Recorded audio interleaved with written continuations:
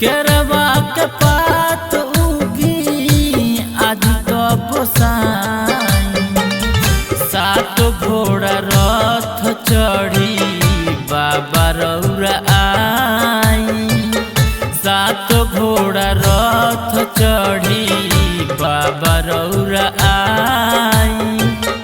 मलुडी के घाट उगी आज तो गोसाई, मलुडी के घाट उगी आज तो गोसाई।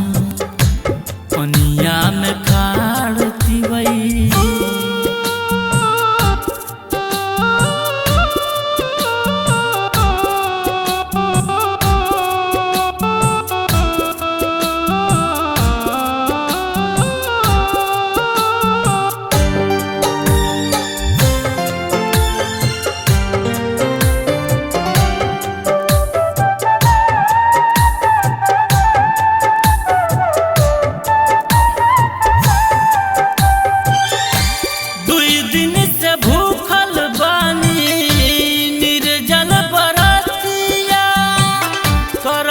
इंतजार बानी धना छठ घटिया।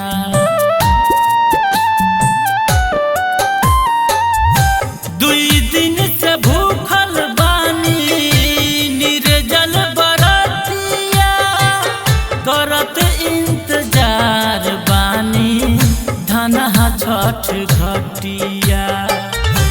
अचरा पसरल बानी होई ना सहाय, अचरा पसरल बानी होई ना सहाय।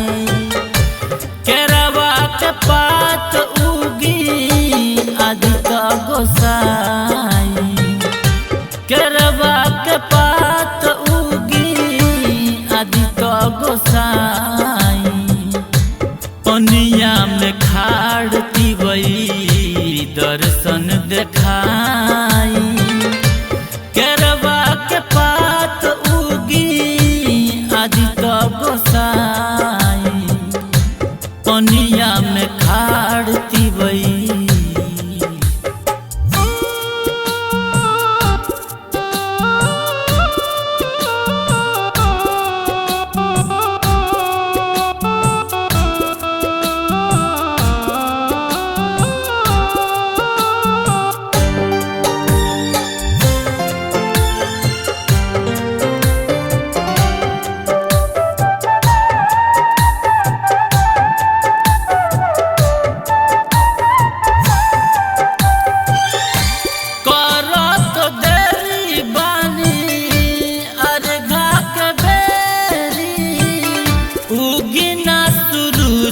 देवा पूर्व के ओरी।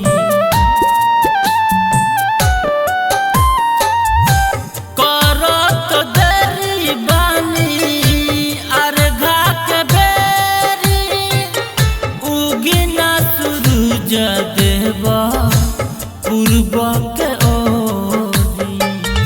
मनुष्य मस्ताना मुख से अर्घ दिया